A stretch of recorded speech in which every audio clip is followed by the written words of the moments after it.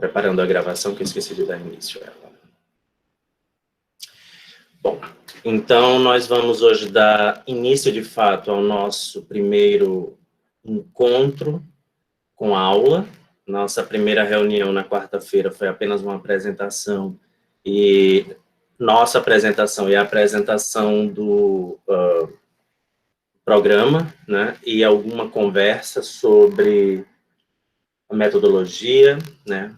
A gente propôs um modelo de aula para ver se funciona, propôs um modelo de avaliação. Alguém, eu não lembro exatamente quem, André não se sentiu muito confortável, mas no fim do dia a gente deixou a ideia amadurecer, né? Eu continuo achando a ideia ótima. Quem não está gostando, tenta se convencer. Eu acho que vai ficar bem bacana os videozinhos no final. Bom, algumas pessoas, não todo mundo, enviou a declaração que eu pedi sobre a gravação da aula, né? Eu tomei a decisão de gravar mesmo assim, mas só disponibilizá-la na nossa class, na nossa sala de aula virtual, depois que receber a declaração do restante da turma. Bastante pessoas enviaram, mas ainda falta muita gente. Aqueles que não se sentirem à vontade em participar, em se expor, não precisa nem falar, nem ligar a câmera, pode se comunicar apenas pelo chat, que a gravação não captura. Então, assim eu soube, né? Só depois dessa primeira aula é que eu vou verificar, mas me informaram que não há captura do chat. Então, não vai haver exposição. A pessoa que mais precisa se preocupar com a exposição sou eu, e eu estou a favor. Vai que eu falo alguma besteira, está registrado, né? Eu preparei hoje a aula, eu acabei me empolgando muito com a aula e preparei 50 slides. É óbvio que eu não vou conseguir falar sobre 50 slides, mas a gente vai tentar fazer o máximo que conseguir hoje. E a continuação da aula fica para a próxima semana. Na próxima semana, a gente vai ter só uma pequena alteração no formato. Eu falei para vocês que a quarta-feira vocês ficariam com a noite disponível para as leituras, para a continuação das leituras para aqueles que não têm um outro horário para ler. E na sexta-feira nós iríamos nos reunir. Nós vamos nos reunir, mas não sincronicamente.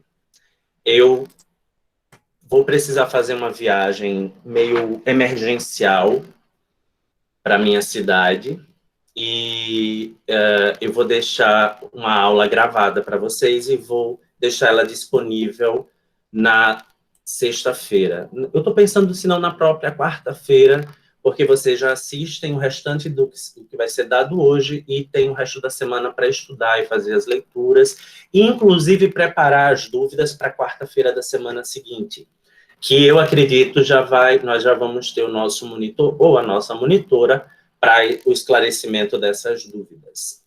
Ok? A gente pode combinar assim, é só nessa sexta-feira mesmo, daqui a uma semana, por uma emergência, uma coisa realmente que não estava nos meus planos. Bom, eu vou fazer a projeção de uma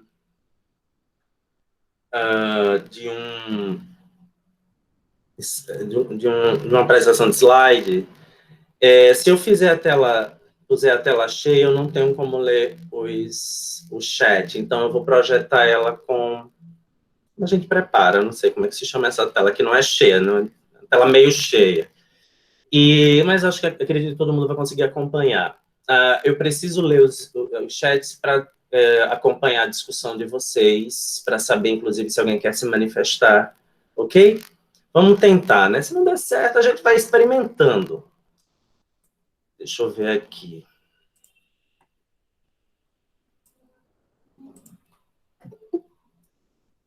Como é que vocês estão vendo? Deixa eu ver uma coisa. Se eu fizer assim, eu acho que vai tudo. Para mim é ruim, porque eu não consigo ver o chat. Eu não estou vendo mais ninguém. Vocês estão me vendo tranquilo, né? Ótimo. Eu só vou poder acompanhar vocês. Eu vi uma mão aqui embaixo que eu não sei de quem é, fazendo um joinha. Agora vocês estão pelo... Pronto. Vocês estão pelo chat ou voz. Para evitar qualquer atropelo de fala, vamos tentar a comunicação pelo chat. Na aula passada, nós conversamos um pouquinho no fim da aula. Sou viciado em café, gente. A gente conversou um pouquinho no fim da aula sobre as diferenças entre língua, linguagem e linguística, mas foi uma coisa muito, muito, muito rápida. Foi só para finalizar nossa conversa. E eu fiz uma pergunta a vocês, para vocês pensarem para a aula de hoje. Vocês lembram?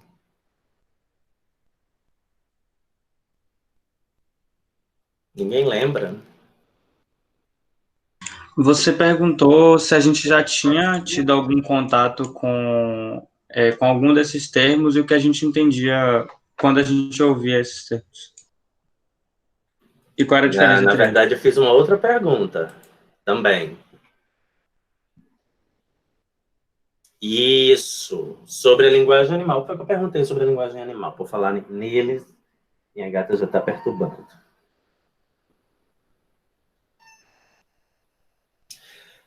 Ninguém lembra?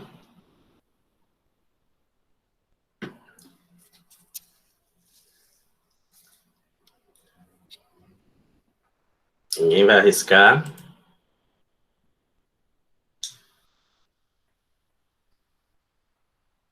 Vou fazer novamente, tá? Vocês acham que existe uma linguagem animal? Só precisam responder sim ou não. Sim. O André, a Júlia, nossa, um monte de sim.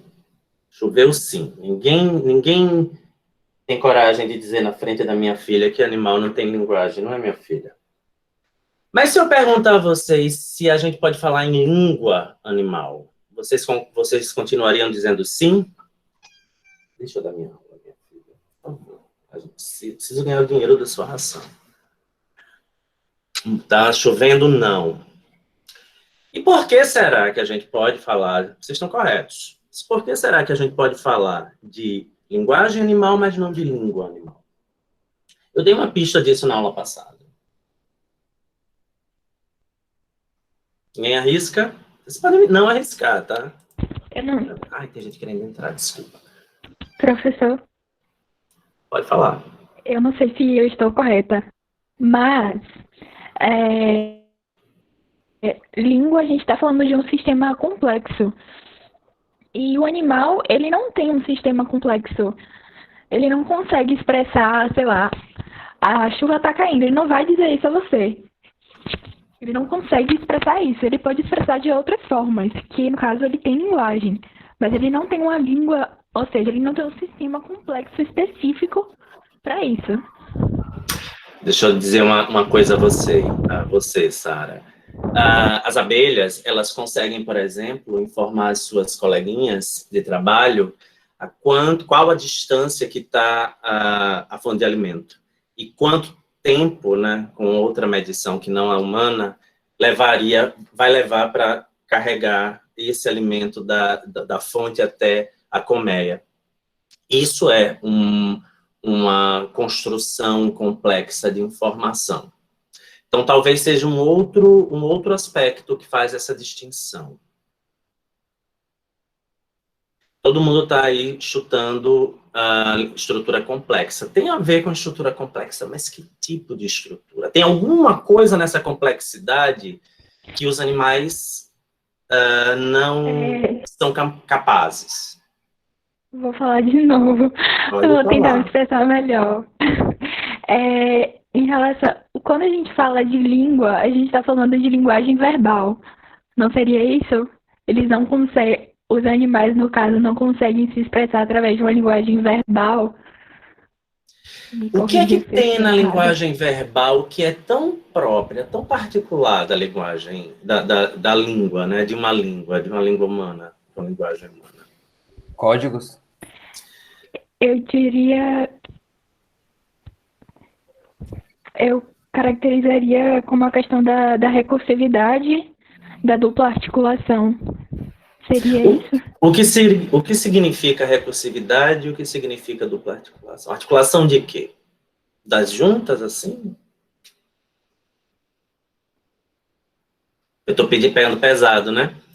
Tem a ver com a recursividade, tem a ver com a articulação, sim. A gente vai chegar lá, não sei se hoje ou na nossa próxima reunião, mas tem a ver, sim, com isso. Uma língua, a gente não pode dizer que os animais não humanos possuem língua, porque eles são incapazes de formular infinitamente sentenças ou estruturas linguísticas ou estruturas comunicativas a partir do número limitado de símbolos, número limitado de elementos.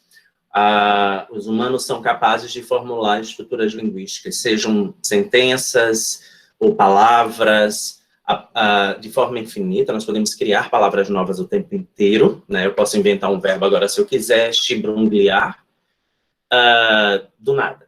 Mas eu faço isso baseado num conjunto muito específico, muito restrito de elementos linguísticos chamados morfemas e fonemas. Então, os animais não possuem essa capacidade. E essa recursividade tem a ver com essa infinitude. A língua nos possibilita, nos dá recursos para reestruturá-la de forma infinita para a comunicação, mas com limitações. Eu também não faço ideia do que significa o verbo que eu acabei de inventar. Vocês podem fazer agora a parte da significação. Eu criei a palavra, vocês dão sentido. Bom, então eu vou começar o material que eu preparei. Antes de nós começarmos a voltar a discutir língua, né, essa discussão que eu fiz agora no início, nós vamos deixar de molho um pouco. Eu vou apresentar algumas informações, tem um videozinho bem curto para a gente, que eu espero que funcione, que nunca funciona quando a gente coloca vídeo no slide, é uma coisa maluca, né? Não sei para que serve essa função. Se não funcionar, paciência, eu mando para vocês depois por e-mail. Mas a gente vai fazer algumas elucubrações, vai pensar um pouquinho sobre língua, né? Sobre o que nós, como falantes e não como linguistas, percebemos quando falamos a palavra língua. Deixa eu aqui para o meu material. Vocês já ouviram ou se perguntaram qual seria a língua mais difícil, mais bonita, mais sexy, fácil de aprender, mais estranha? Alguém já se perguntou? Eu já, muitas vezes. E qual seria a resposta que vocês dariam para a primeira pergunta? Qual a língua mais difícil? Russo. Russo, mandarim, alemão, francês, grego, eu já ouvi falar de português, japonês. E a mais bonita? Eu acho que espanhol. Ou francês. Francês, português, italiano. E a mais sexy? Espanhol. Espanhol. É mais difícil de Francês. aprender. Não é mais difícil em si, mas de aprender. Qual você seria? Desculpa, mais fácil de aprender. O papeamento é mais fácil? Inglês. Deixa eu ver o inglês. Alguém ia falar?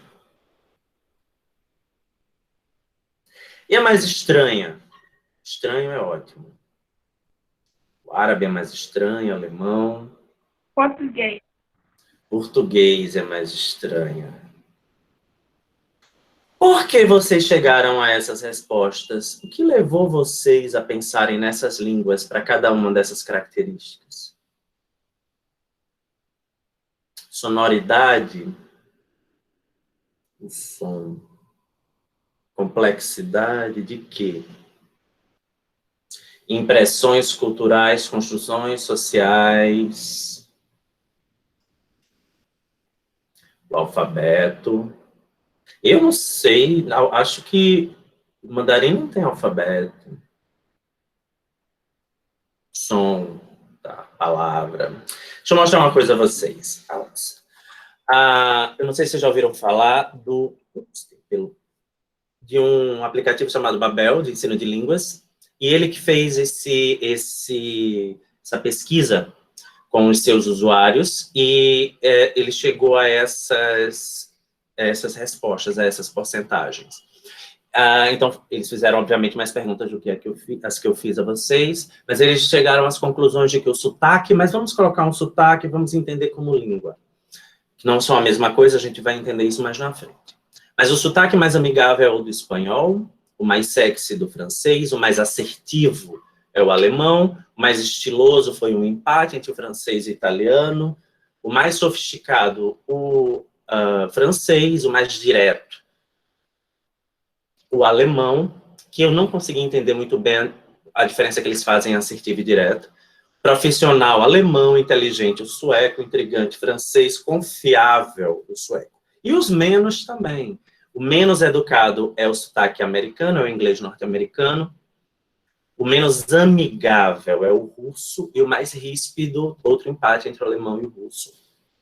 Por que vocês acham que se chegou a esses números com essas línguas? E o que essas línguas têm em comum?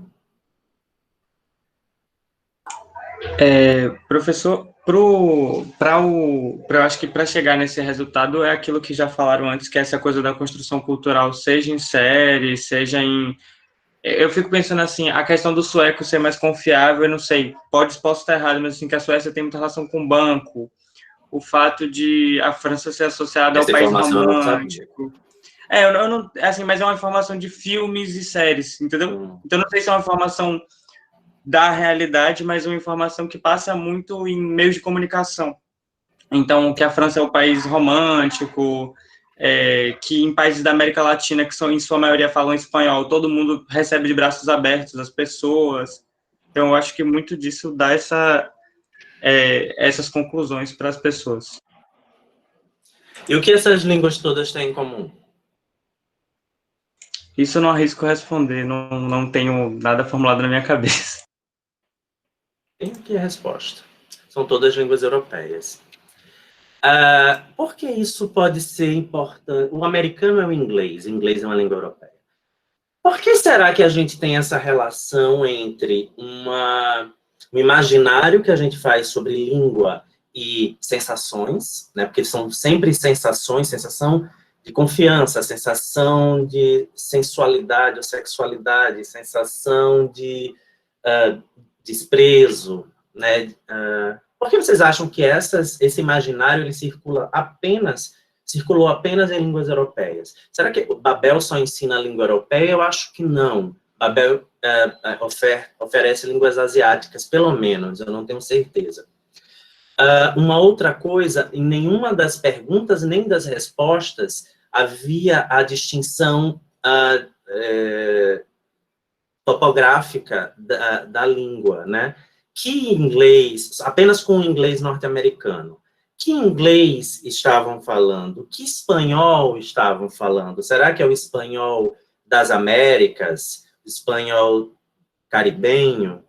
Que alemão estão falando? É o alemão da Alemanha, o alemão de outros países que usam essa língua também? Que francês, será que seria o francês da Guiana? Não. São sempre os formatos ou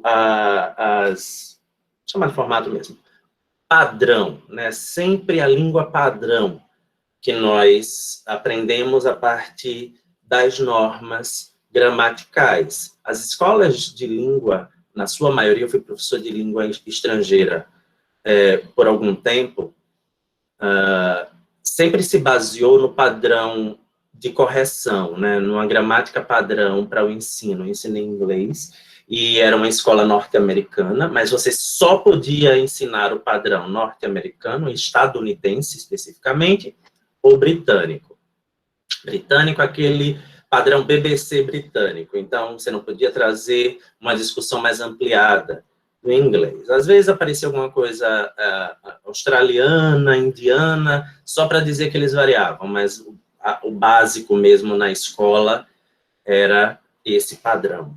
Francês, a mesma coisa. Eu estudei francês e eu não me arrisco nem em pronunciar hoje em dia as palavras, mas na faculdade eu estudava exclusivamente o francês europeu, né?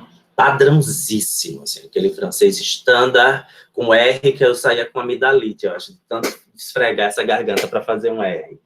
E, bom, eu não sabia nessa época da juventude, também não sabia da juventude nessa época. Eu não sabia nessa época da diversidade que as línguas possuíam, né? Eu não tinha essa consciência. Então, há nessa enquetezinha, há essa coincidência da Europa como sendo a representante de todas as línguas que foram indicadas. E, curiosamente, nenhuma língua tradicional ou nenhuma língua nativa fora da Europa foi mencionada. Nenhuma língua africana, nenhuma língua nativa australiana, nenhuma língua nativa brasileira ou americana, de uma forma geral. Bom.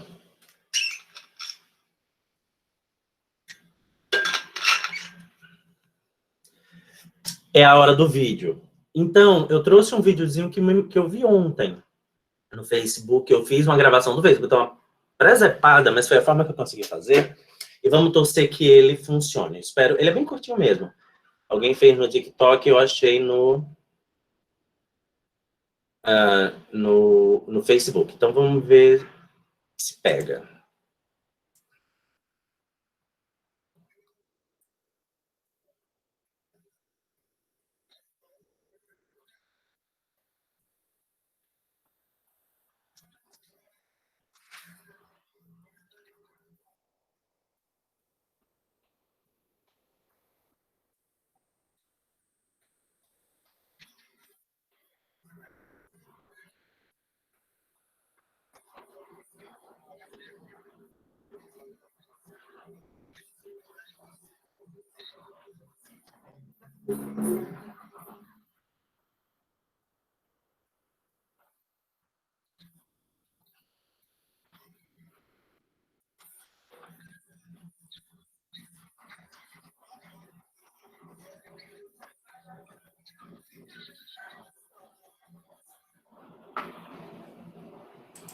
Conseguiram ver?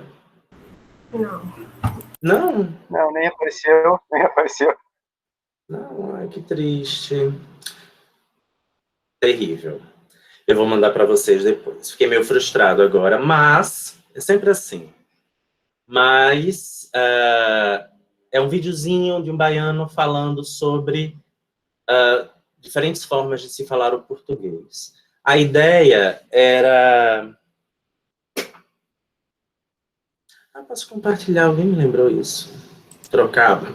Mas daqui para que eu aprenda isso... Deixa eu ver, eu não vou saber fazer, não.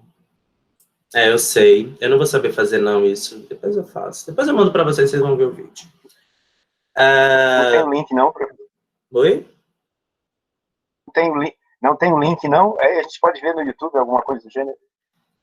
Eu não tenho um link, porque eu gravei... posso compartilhar com vocês depois. Mas não vai interferir na nossa aula, não. Depois vocês assistem, é engraçado. Mas o básico que eu queria que vocês tivessem visto, devia ter mandado por e-mail, é que ele vai fazer uma brincadeira sobre norma e fala. Uma coisa que nós vamos estudar também esse semestre. E que, como nós somos preconceituosos com o formato, os diferentes formatos, ou as diferentes formas, desculpem, de falar, né? Nós aprendemos na escola, nós temos na escola um treinamento, né, que acaba sendo um desserviço em muitos casos. Esse treinamento sobre língua nos diz que nós não sabemos falar até aprendermos a gramática normativa, o que é uma lorota, né? A gente chega na escola, a idade mínima para o início do ensino básico é uma idade justamente de estabilidade do processo de aquisição de língua. Então, a gente sabe falar. A gente não sabe as regras da gramática normativa. E essa gramática normativa, ela cria uma série de preconceitos no português que fazem com que nós acreditemos que, se nós usamos os pronomes de uma determinada forma, flexionamos os nomes e os verbos de uma determinada forma, nós falamos melhor e somos melhor de quem não o faz. A gente precisa saber que existe uma norma por diversos motivos, mas o principal deles é o motivo político. É para o estabelecimento de uma relação de poder sobre quem domina determinados campos, né? Mais especificamente, quando a gente publica alguma coisa como uma gramática normativa, um manual de gramática, nós estamos dizendo o correto é falar como essa parcela da população. De forma macro, essa parcela da população até o final dos anos 90 era Portugal, no caso do português.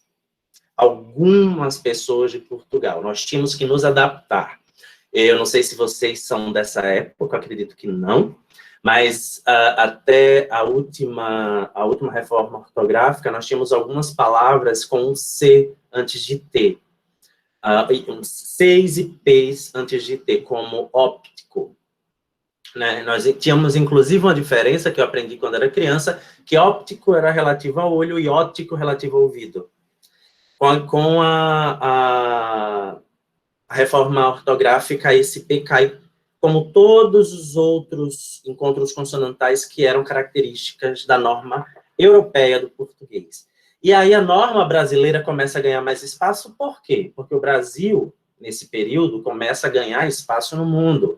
A nossa indústria gráfica era muito superior à europeia, né? Então, a gente passou a ter poder sobre a escrita. Mas aí vocês podem me perguntar, mas professor, só existe Portugal e Brasil falando português? Não. A gente tem mais outros países na África, na Ásia, que falam português também. Mas eles sequer são ouvidos, porque eles não têm poder, força política e econômica para impor alguma coisa nesse jogo político da norma. Vocês percebem que é muito maior, a coisa é muito maior do que a gente acha na escola? A gente vai falar de tudo isso hoje, tá certo? Não vou dizer que vai falar tudo isso hoje, porque eu não sei se a aula que eu preparei eu vou conseguir terminar hoje, mas a gente vai ver nessa aula preparada hoje ou na próxima semana. Deixa eu voltar aqui para os slides, porque eu falo demais. E eu ainda estou no slide 5. Ué, do 5 pula para o 7? Ah, não, é o 6. E aí eu pergunto mais uma vez, o que é língua? Né? Eu fiz essa pergunta na quarta-feira. E o que é língua? Vocês vão me responder uma série de coisas, como é um sistema, um código, né, uma forma de comunicação, tá tudo certo. Mas por que a gente tem tantas respostas para uma coisa, para uma palavra tão curtinha?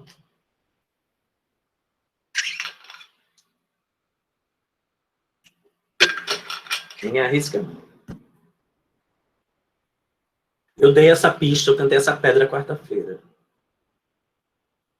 Deixa eu dizer uma coisa a vocês, eu tenho a pior memória do mundo. A gente vai terminar o semestre, eu não vou lembrar o nome de todo mundo. Eu não vou lembrar, sei lá, se eu estou de calça ou de short. Por isso eu não vou me levantar durante a aula. Mas eu vou lembrar de coisas que eu falei na aula anterior. É uma memória que eu tenho, não sei porquê. Eu não sei se é bom, para vocês é ótimo, ou não, mas é uma memória que eu sempre tenho. Alguém sulamita leu que era um dialeto, que língua era um dialeto com exército e marinha. Dialeto é uma palavra muito delicada, porque ela remete a algo menor, né? Quando a gente fala língua e dialeto, vocês percebem uma hierarquia entre as duas coisas? Né? Língua parece algo superior, dialeto algo inferior. Portugal adora usar dialeto. Os linguistas brasileiros, os do sul-sudeste também, os nordestinos não gostam. Questão política. A gente precisa também ganhar um pouco de espaço, então a gente cria algumas estratégias. Mas é porque dialeto remete mesmo a algo menor, né? Um dialeto nada mais é do que uma variedade de língua. Então, a gente também vai estudar isso, não se preocupe. Eu estou adiantando um monte de coisa para fazer vocês correrem lá para os textos para tentarem tirar as dúvidas. Mas língua, ela pode ser definida de muitas formas, porque existem muitas maneiras de se entender o que ela é. E parece que eu estou dizendo a mesma coisa, mas eu não estou, tá certo? O que eu estou querendo dizer é que, a depender de como você entenda, ou de que você quer ver na língua, ou como é uma língua, você tem uma resposta. Por exemplo, língua, Tainara está dizendo que língua é um sistema de comunicação com infinitas formas de articulações. As articulações não são infinitas. A gente vai entender o que é articulação nesse semestre, e a articulação em todos os níveis, ela é bem restrita. Articulação sonora, articulação sintática, mas é um sistema de comunicação. Cada palavra dessa frase remete a uma forma de pensar língua. Quando eu digo que é um sistema, eu penso logo numa máquina, eu penso logo em algo que tem conjuntos, né, que funciona a partir de partes distintas. Quando pensa num sistema, você pensa num computador, né, que é uma máquina, você pensa na matemática, né, os sistemas da matemática, na verdade, são várias equaçõezinhas somadas, né, que juntas formam esse sistema. E comunicação remete à fala, né, ou à escrita, ou à língua gestual, remete à interação social. Então, nós temos aí pelo menos duas formas, numa mesma frase de 3 palavras, duas formas diferentes de ver língua. Vocês estão entendendo agora o que eu estou dizendo? Então, a gente, nessa disciplina, vai perceber como essas diferentes formas de ver língua veem um único objeto. Que a gente vai falar um pouquinho de ciência também, de ciência, de metodologia científica também. Vem um único objeto científico, vamos dizer assim.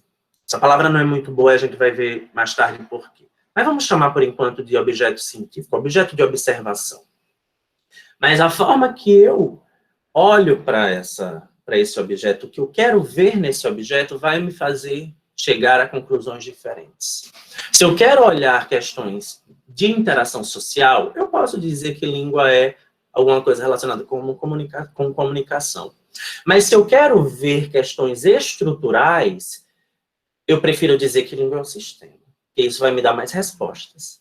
Percebem? Eu posso dizer que língua é um órgão mental, se eu quiser pensar nos processos mentais que fazem com que nós produzamos língua. Então, tem muita forma de dizer o que é língua, e essa resposta é muito difícil de... Desculpa, essa pergunta é muito difícil de responder.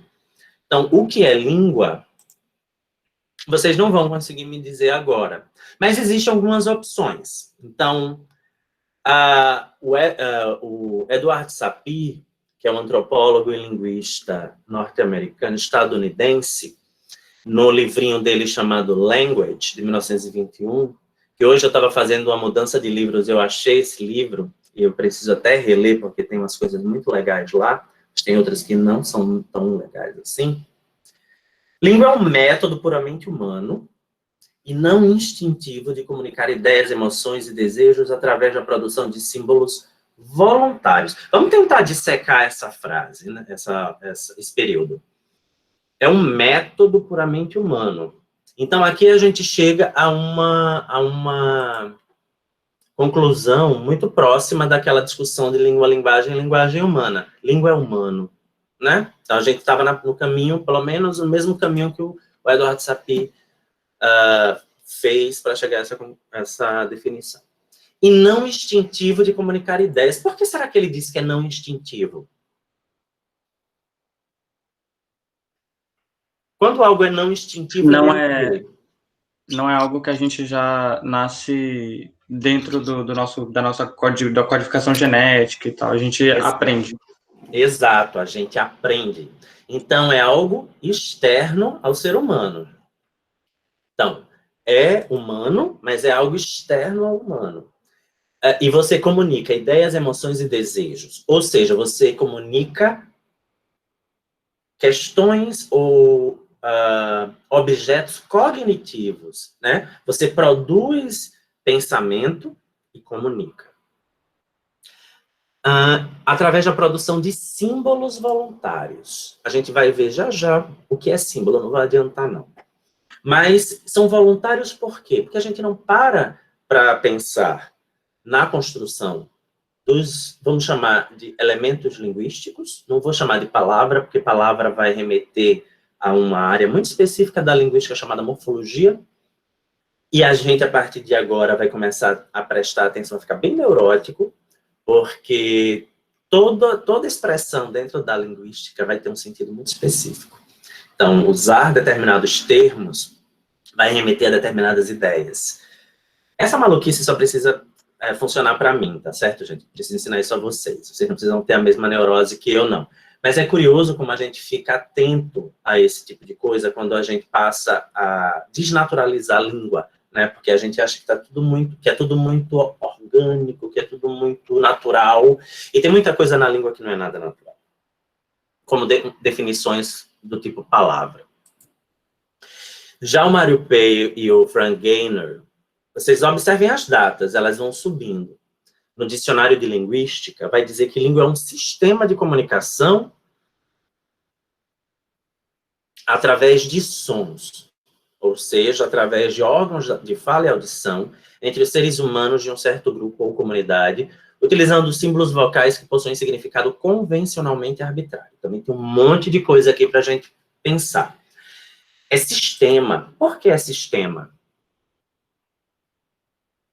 Eu falei na instante.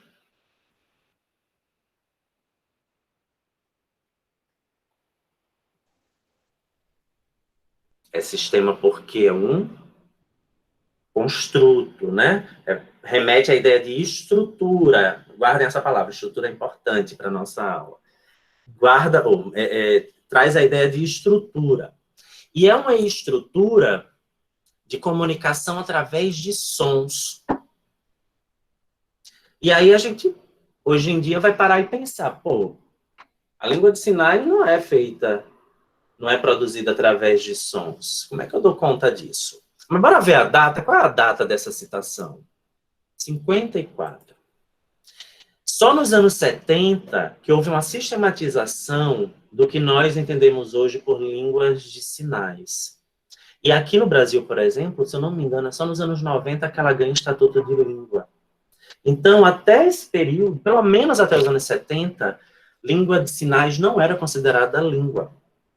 Muito menos uma língua natural, né? Inclusive, até hoje, há uma discussão, um debate muito extenso, muito frutífero, inclusive, sobre a natureza da língua de sinais, se ela pode ser considerada uma língua natural, propriamente dita, né? Então, eu não vou trazer essa discussão para vocês, fica só como uma provocação.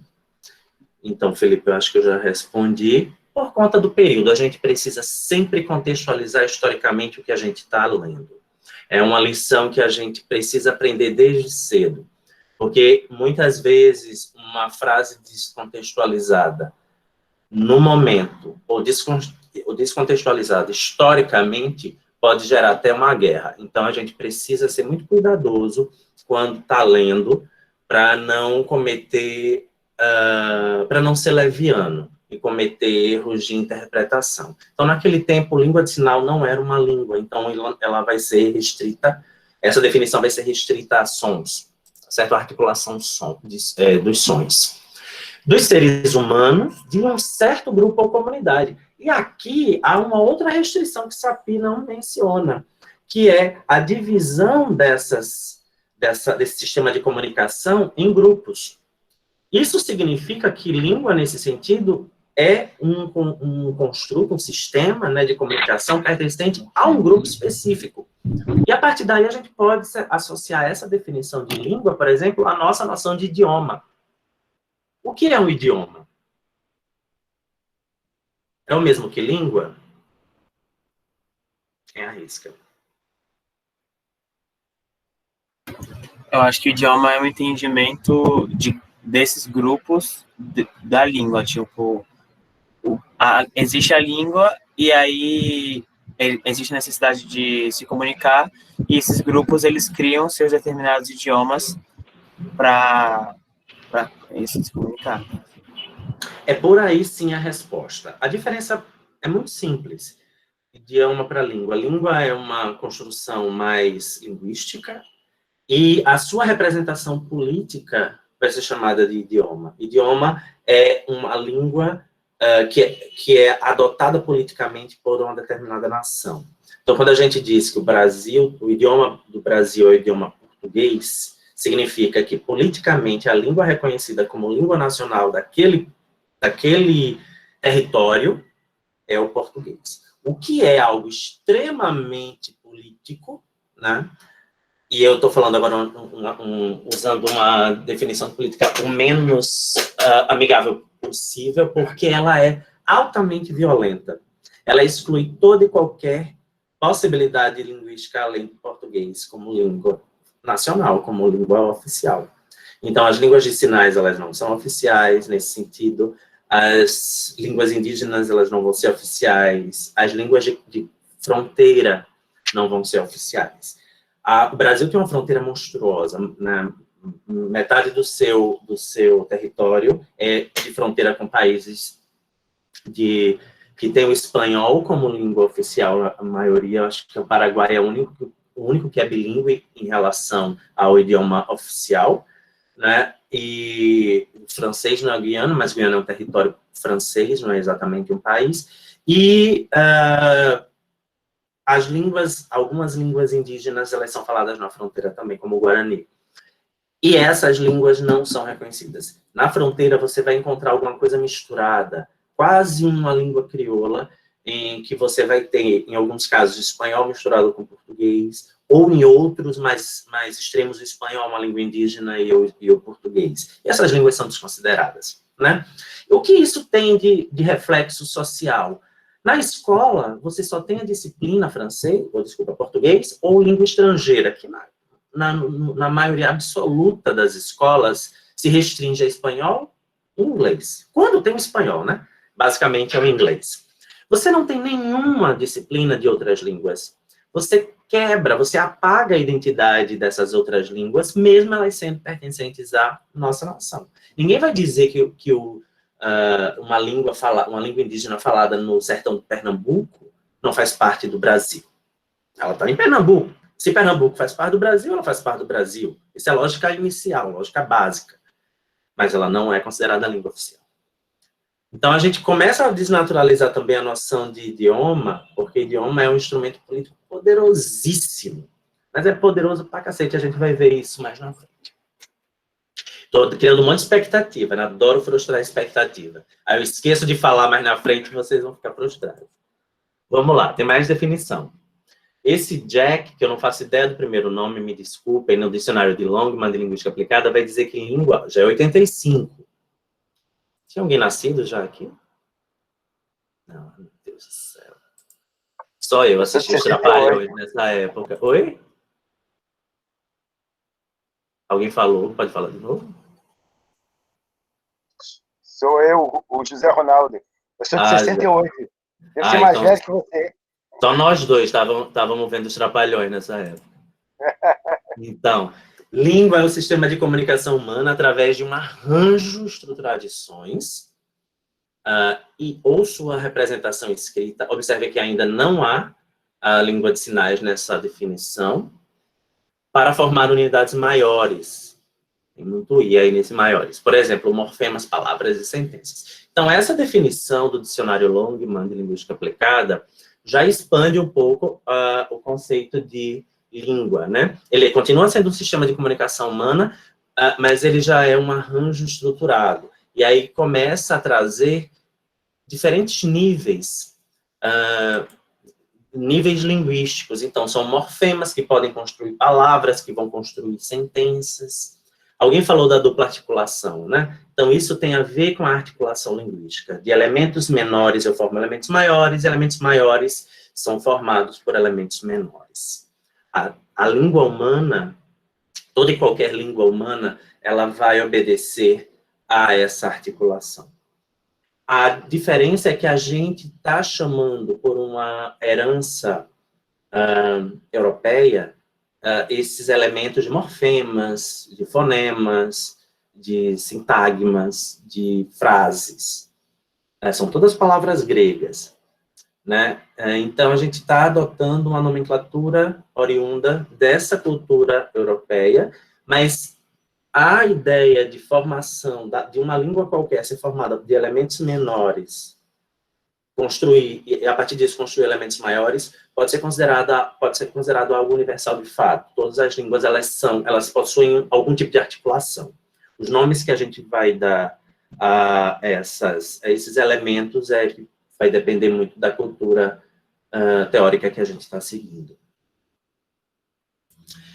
E no Routledge, no dicionário de língua e linguística do Routledge, língua é um sistema de comunicação através... Desculpa, gente. Língua é um veículo tanto para expressão ou troca de pensamentos, conceitos, conhecimentos e informações, como fixar e transmitir experiências e conhecimentos. É baseado em processos cognitivos, sujeitos a fatores sociais e mudanças, sem o tio, corrigir, mudanças e desenvolvimento históricos. Qual a diferença dessa definição para as demais? Eu acho que ele já abrange todo tipo de expressão, né, de língua. Ele não falou apenas de sons e de fala. E tem uma coisa elementar das outras três, não é mais sistema, perceberam?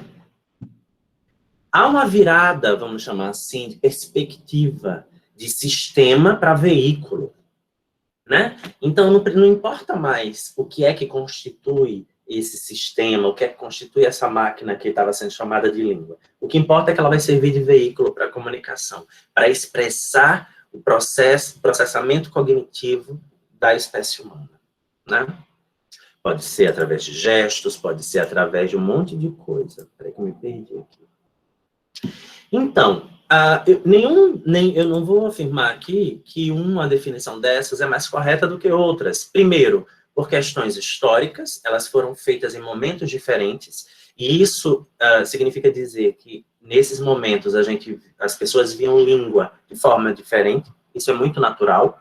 Nós formamos as nossas convicções, né? As verdades são construídas a partir de elementos socioculturais de determinados momentos, e nesses momentos, língua era pensada dessa forma, e era uma verdade.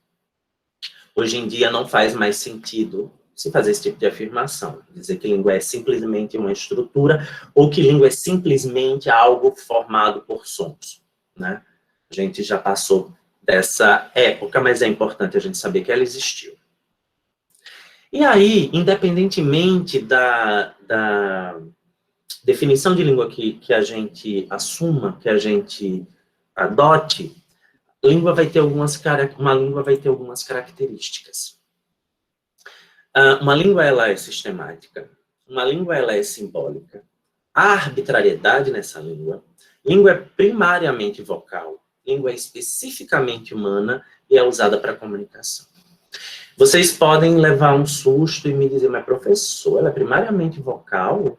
É, tá certo? A gente tem uma questão política por trás dessa afirmação, não é uma afirmação minha, tá certo? Eu tirei de manuais de linguística. Mas existe uma afirmação política, existe uma naturalização do homem falante, tá?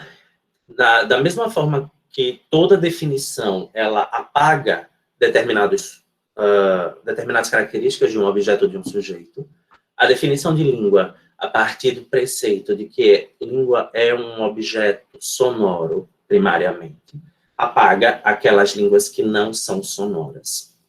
Mas essa conclusão foi chegada, né? Se chegou a essa conclusão, foi estranho, essa conclusão foi chegada. Se chegou a essa conclusão, historicamente, né? Historicamente, qual é o perfil tradicional das línguas humanas? É o perfil falante e ouvinte, é o perfil sonoro das línguas.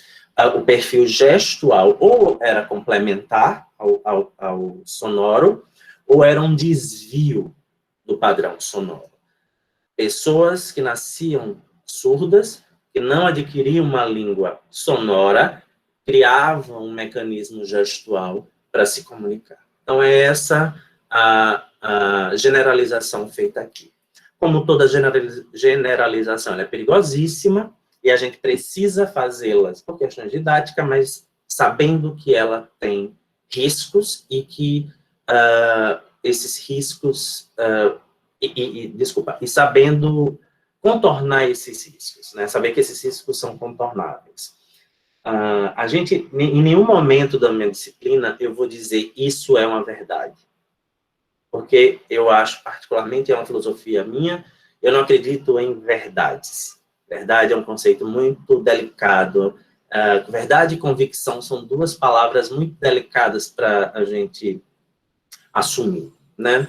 Não tenho convicções, eu acho que verdades são sempre relativas. E eu vou trazer alguns fatos. Geralmente, fatos trazidos por pessoas muito mais importantes do que eu na área. Então, vou apresentar a vocês, mas vou fazer o meu comentário, a minha leitura, e pedir que vocês façam esse exercício também. Nunca leiam algo e achem que aquilo é verdade. Não importa quem falou. Não importa onde vocês leiam. Criem o hábito da leitura crítica. Tá certo? Sempre se perguntem por quê.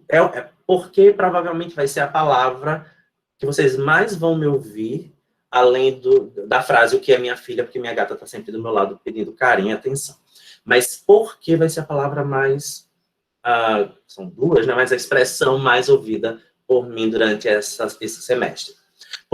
Porque é a pergunta que tem que ser feita a tudo. Vocês não devem se convencer. Também vocês não precisam ser aquele chato do porquê e tudo, mas se perguntem por quê. Tentem ver se vocês estão convencidos daquilo, tá certo? Isso serve para mim, professor, não me convenceu não. Mas também tragam um argumento para o não convencimento. Digam por que vocês não estão convencidos. Eu acho que uma discussão, um debate, que é a minha intenção aqui, eu não estou transmitindo, essa ideia de aula como transmissão de conhecimento é uma ideia muito velha, tá certo? Em desuso, ainda bem, e não é a função do professor. O professor é um interlocutor, é uma pessoa que vai fazer porquê a vocês, né? Vai perguntar a vocês o porquê de algumas coisas, e a pessoa que vai ouvir de vocês a mesma pergunta. E a partir disso a gente vai tentar entender minimamente alguma coisa. Tá bom? Então podem perguntar, se não quiserem perguntar no áudio, perguntem aqui no chat, mandem e-mail. Eu já falei na quarta-feira, eu não gosto de WhatsApp, porque me dá muita ansiedade o WhatsApp, então eu não uso. Por isso que eu não quis fazer um grupo, alguém sugeriu, mas se vocês quiserem fazer entre vocês, façam. Mas podem me mandar e-mail que eu posso responder sim, se eu souber, obviamente, né? Vamos lá. Então, língua sistemática.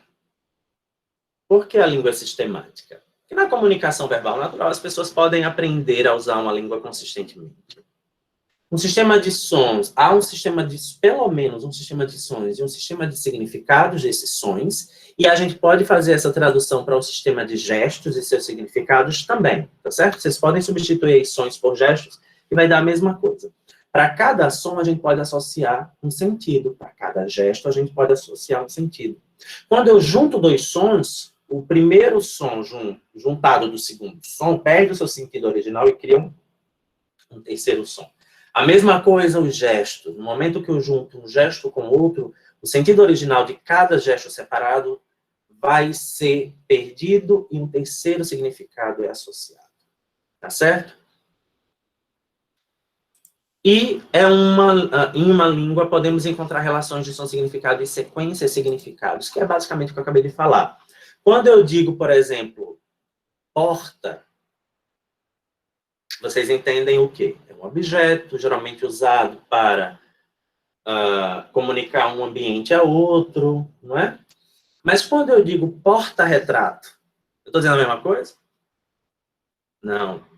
Não faz nem menção a essa porta, né? é uma outra coisa, porque esse porta também remete a um verbo, portar, que tem uma forma nominal, né, que a gente pode nominalizar e transformar em porta-retrato, porta qualquer coisa. Porta óculos, porta cerveja, não sei, estou inventando agora, mas a gente pode criar porta qualquer coisa. Guarda-volumes é a mesma coisa, né? A gente pode ter guarda, que significa um indivíduo que faz a segurança de algum lugar, e guarda também pode ser derivado do verbo guardar. E pode gerar também coisas como guarda-sol. Então, além disso, nós podemos criar uma série de sequências com qualquer elemento linguístico. Eu posso criar uma série de fonemas. Quando eu uso os fonemas p, a, t, o, eu criei uma palavra que não é nem p, nem a, nem t, nem o. É pato. Não é verdade? Se eu mudo um desses sons, por exemplo, em vez de pato, o quá, quá, eu troco p por um b, eu vou ter uma outra palavra que é bato. Eu já mudo completamente o sentido. Então, as sequências vão gerar diferentes sentidos. E se eu digo pato é gostoso, eu já gerei um outro sentido para esse conjunto de elementos linguísticos. Então, isso mais ou menos que significa dizer que essa relação sequência-significado. Sempre que eu junto diferentes elementos linguísticos, os sentidos originais desses elementos ou vão se perder para gerar um outro sentido, um novo sentido, ou eles vão ser associados, né? Quando eu digo guarda-sol, eu não estou guardando necessariamente o sol, né? Mas eu uso a ideia original do verbo guardar como proteger do sol. Então, eu gero uma coisa que tem um significado diferente, mas que pode recuperar o significado original das duas palavras que juntas formaram uma terceira. Ok? Professor, eu quero perguntar, na verdade, isso que você falou, principalmente o último tópico, na verdade, eu posso usar como algo para definir a dupla articulação? Ela, na verdade, é fruto da dupla articulação. O Martinet usa essa ideia de sistematização dos signos linguísticos, né, dos objetos linguísticos, que podem ser tanto um fonema, um som, com significado, até uma sentença, uma frase, em que você vai ter sempre elementos maiores formados por elementos menores na língua. Então, frases são formadas por palavras, vamos chamar de palavra por enquanto, né, que são formadas por morfemas, que são formados por fonemas, que por sua vez são formados por fones. Alguém sabe a diferença de fone e fonema? Não é essa de fone. Piada velha, né? Eu sou péssimo com piada. Vamos lá. Fonema é um fone com sentido. Eu não disse muita coisa para vocês, mas é o seguinte. Fone é uma unidade fonética. Fonema é uma unidade fonológica. A fonética é a parte da linguística que estuda a realização física dos sons. Então, eu vou estudar na fonética como eu articulo os sons que a gente produz. Se esse som é obstrutivo, ou seja, se eu fecho minha boca para falar, como se ele é vocálico ou sonoro, ou seja, se eu vibro as pregas vocais para produzir, como B. Botem o dedo na garganta de vocês e tentem pronunciar um B. Só B. Tem uma vibraçãozinha, né? Tentem pronunciar o P, só o... a mão na garganta. Vibra? Não. Essa diferença é chamada de diferença de sonoridade. Tá certo?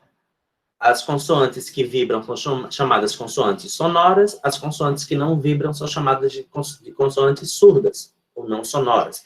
Surda não é mais usada porque é pejorativo, mas na minha geração, eu aprendi isso há muitos anos atrás, ainda era usada, e eu tenho esse hábito péssimo de usar uma memória antiga para lembrar dessas coisas. Certo? Mas é sonoro e não sonoro. Tanto como B, ou seja, o P e o B, a gente acaba colocando uma vogal aí para poder a gente entender a diferença, são consoantes plosivas, ou seja, a gente prende o ar e depois solta ele numa explosão labial. Então, eles são bilabiais, plosivos, um é sonoro e o outro é não sonoro. Todas essas características são características físicas, não diz nada de língua. Eu só vou saber que P e B são fonemas diferentes, porque se eu fizer uma palavra com todos os outros sons iguais e trocar P por B, eu vou ter palavras diferentes. Na palavra pato, eu tenho o som P, A, B, O, T, O, né? Pato. Se eu trocar o primeiro som P por B, de bola, eu tenho outra palavra que é bato. Não é verdade? Então, o estudo das diferenças significativas dos sons é o estudo da fonologia. E essa significação é que torna um fone um fonema. Eu posso produzir um som que não é um fonema. Eu posso produzir um, sei lá, deixa eu ver um som no português que não é fonema. Isso não é um fonema, mas é um som. A física vai estudar, porque ele produz ondas, não é verdade? Eu articulo minha boca, eu articulo todo o aparelho fonador para produzir, mas ele não faz sentido nenhum na minha língua. E uma série de outros sons que eu posso produzir não é estudado pela fonética, porque não faz parte do sistema linguístico de uma língua, porque, como eu falei, a fonética vai estudar os sons a partir da linguística, dentro da linguística, né? Como uma língua produz os seus sons, né? Os seus fones. Então, ela vai estar mais preocupada em estabelecer a produção sonora, né? Os diferentes sons mínimos produzidos dentro de uma língua que vão ter sentido. E a fonologia vai estudar o sentido desses sons. Vocês vão ter, quem é de letras vernáculas, uma disciplina toda de fonética e fonologia do português para estudar isso. Quem for das línguas estrangeiras vai ter uma disciplina toda de fonética e fonologia da língua estrangeira para estudar isso. Eu acho divertidíssimo. Foi uma das matérias que eu mais gostei de fazer na minha graduação. Eu fiz até na pós-graduação uma de fonologia avançada. Nessa eu me arrependi, porque eu tive que estudar umas teorias filhas da mãe, e ainda foi a única nota baixa que eu tirei no meu doutorado inteiro. Mas eu aprendi muita coisa. Bom, a gente então entende por que a língua é sistemática. Deu para entender por que ela é sistemática, porque ela vai ser estabelecida, ela vai ser formada a partir da comunicação, a partir da inter-relação de unidades, sejam elas de qualquer nível, do nível fonológico, do nível morfológico, do nível sintático.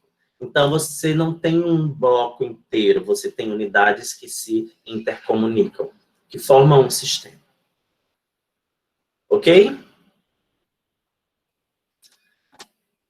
A língua é simbólica. Aqui a gente vai dar uma viajadona, assim, porque isso é bem filosófico.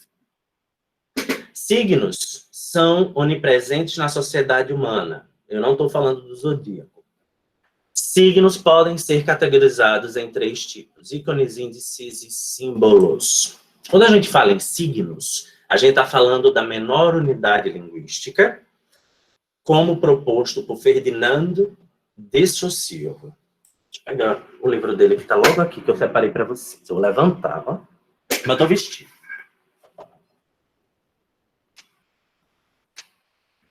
Esse daqui. Ui! Estão vendo? É o livrinho laranja que eu falei do curso de Linguística Geral na aula passada. Ele é cheio de marquinha, porque eu gosto muito de ler. Então, Saussure vai propor que a unidade mínima de uma língua é o signo. Então, eu posso... Desculpa, não a unidade mínima. A unidade de uma língua é o signo, independentemente do nível. Então, eu posso ter a unidade mínima na fonologia como um signo fonológico, esse signo vai ser o fonema. Eu posso ter a unidade mínima na morfologia como um signo morfológico, esse signo vai ser o morfema. Posso ter unidade mínima na sintaxe, que seria um signo sintático, que seria o sintagma. Um signo textual, que seria um texto, um signo discursivo, que seria um discurso. Então, Saussure criou o signo como uma variável. Lembra da matemática, lá, os x, os y, que a gente não lembra mais como é que usa? Né? X vezes y é igual a não sei o quê, pronto. Cada letrinha dessa na matemática é chamada variável. Por quê? Porque ela pode ser substituída por algum número. Na linguística, isso funciona no modelo saussuriano, que a gente chama, né? A proposta do Saussure é de que signo seja uma variável para uma unidade linguística, seja ela do tamanho que for. Se for uma unidade fonológica, esse signo vai ser um fonema e assim por diante. Certo? Então, o signo, ele é onipresente nesse sentido, porque ele vai estar presente não só na língua, mas em qualquer campo do entendimento humano. Da mesma forma que Saussure propõe um signo linguístico na língua, ele vai dizer que o signo vai ser uma variável, né, a menor unidade para a humanidade. É o Saussure também que cria a semiologia, que depois vai ser chamada de semiótica, né? Saussure foi muito geniozinho na época dele. Então, ele vai também dizer que as cores são formadas por signos, que a gente pode entender signo como qualquer elemento que constitua uma linguagem, qualquer que seja a linguagem. Não sei se vocês estão lembrados na quarta-feira, mas quarta-feira vocês me deram alguns exemplos de linguagem, né? A gestual, a corpórea. Então, cada elemento que forma essa linguagem, o elemento mínimo, o máximo, pode ser entendido como um signo. E eles são divididos em ícones, índices e símbolo. Um ícone é um objeto e seu signo está relacionado... um objeto e seus signos estão relacionados por semelhanças físicas, tá certo? Quando eu consigo associar diretamente um signo ao objeto que ele representa em qualquer linguagem, por semelhança, né, física propriamente dita, eu vou ter um ícone. Quando eu tenho um objeto associado a um signo por proximidade física, não necessariamente por semelhança, mas por alguma relação, eu vou ter um índice. E se eu tenho um signo e um objeto que não são associados naturalmente, minimamente, são associados por convenções, então eu tenho um símbolo. E aqui eu tenho um exemplo. A imagem de um cachorro é um ícone a gente pode dizer que é o ícone desse cachorro. Eu reconheço o objeto, o animal, cachorro, fisicamente. A onomatopeia, pode ser considerada um índice porque ela remete ao cachorro, né? Eu faço uma associação interpretativa de que esse som é produzido pelo cachorro. Então, essa associação entre o objeto, o animal nesse caso, e o signo é uma associação de proximidade, tá certo? A palavra cão ou cachorro é simbólica no sentido de que não há nada nessa palavra em si, na produção sonora dessa palavra ou na escrita dessa palavra que me remeta ao animal. Então, eu simbolizei o cachorro através da palavra cão. Entenderam? Mais ou menos? As leituras vão ajudar vocês a entenderem mais. Nós vamos ter mais discussão sobre isso mais na frente, nas aulas seguintes, não se preocupem. Mais ou menos é a melhor resposta, tá certo? Nada eu preciso saber. Se vocês foi zero entendimento, vocês precisam me dizer para eu voltar, tá certo?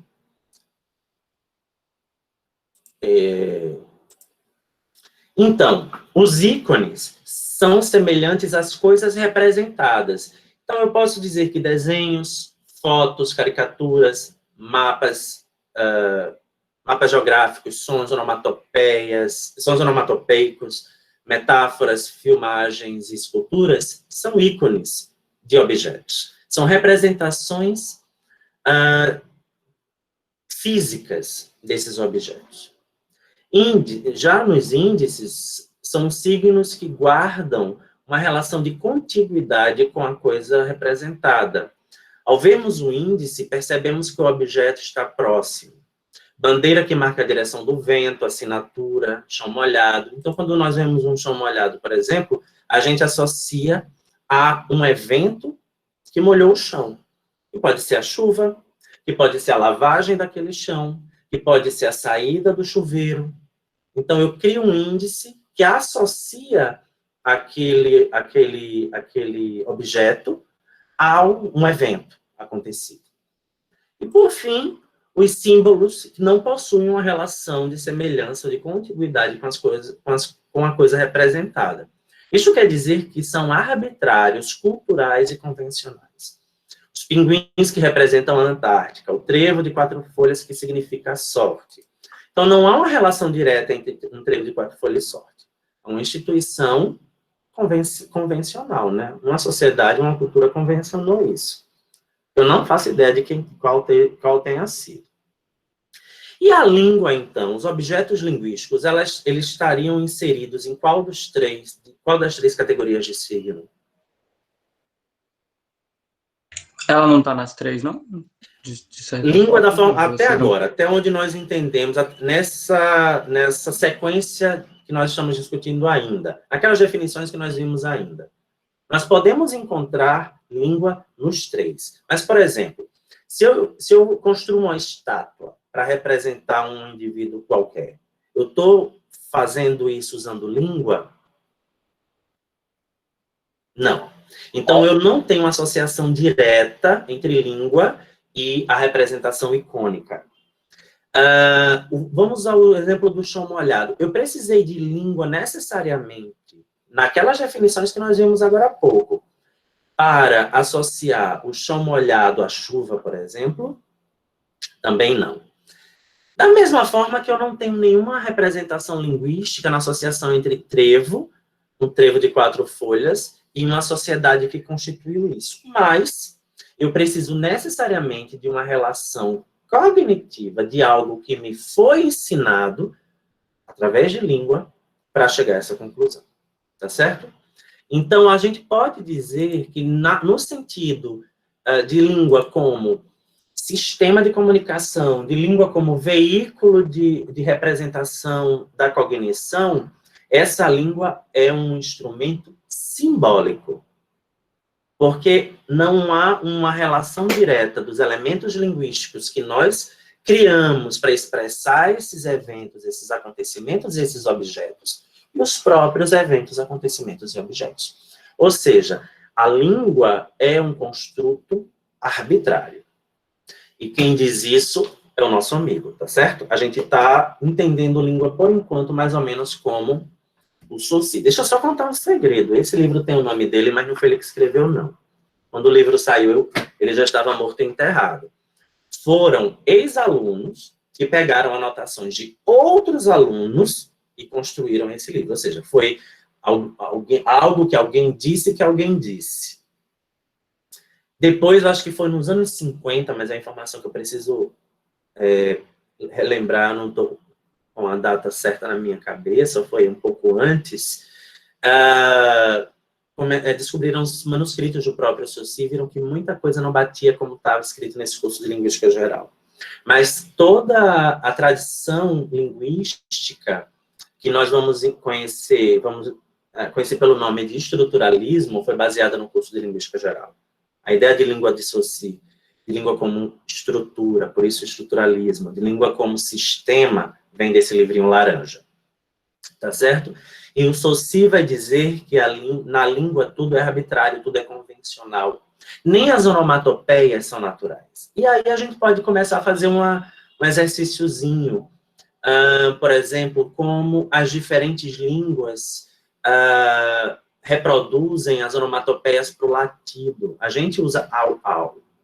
A língua inglesa, né, eu vou fazer uma generalização aqui, porque eu conheço do inglês que eu estudei, eu não sei se isso é representativo de todas as variedades do inglês, mas o inglês padrão, né, representa o que nós chamamos de au como wolf, né? E assim por diante. Eu só conheço essas duas, eu não vou me arriscar. Mas quem conhece outras línguas vai encontrar outras onomatopeias para o latido.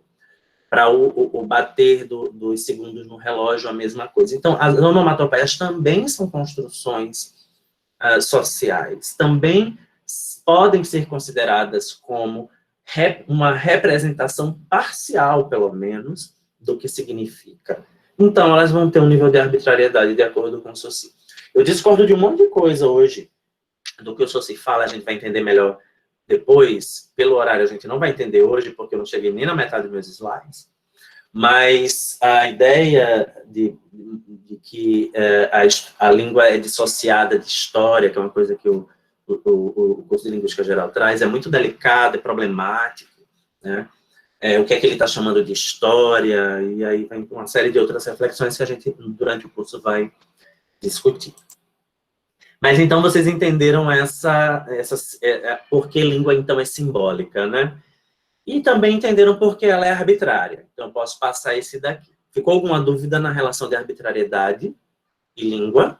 Todo mundo entendeu por que é arbitrária? Porque não existe uma relação natural dos elementos linguísticos e seu significado, né? Por exemplo, ão, no português, pode ser um sufixo aumentativo. Mas não tem nada nesse som ão, um som nasal, que nem existe na maioria das línguas, que signifique aumentar, né? Que signifique grande. Então, totalmente arbitrário nesse sentido. Ela é primordialmente vocal. O meio principal da língua é o som, e eu já expliquei por quê. Não importa quão desenvolvido seja um sistema escrito, toda língua utiliza sons. Essa noção de desenvolvimento também é uma noção muito delicada de se discutir, porque desenvolvimento leva a entendimento de que há algo primitivo que vai ser evoluído. E essa relação de primitividade é uma relação muito problemática nas ciências sociais, porque remete a um darwinismo. Todo mundo conhece Darwin, né? Já ouviu falar do Darwin, da teoria da evolução, e existiu algo chamado darwinismo social, que foi baseado na teoria da evolução do Darwin para as espécies. Esse darwinismo social associou a noção de evolução das espécies à evolução das sociedades e das culturas. Então, a antropologia do século XIX e do início do século XX entendia que existiam povos primitivos e os povos desenvolvidos, né? E até hoje esse imaginário ainda circula entre a gente, porque foi algo que a gente aprendeu, ouviu durante muito tempo. Mas isso não é verdade, tá bom? Eu trouxe darwinismo social, mas eu acho que a gente não chega lá hoje, não. A nossa aula termina que hora, gente? 8h20, 8h10? Termina 8h20. Então a gente ainda tem meia horinha aí.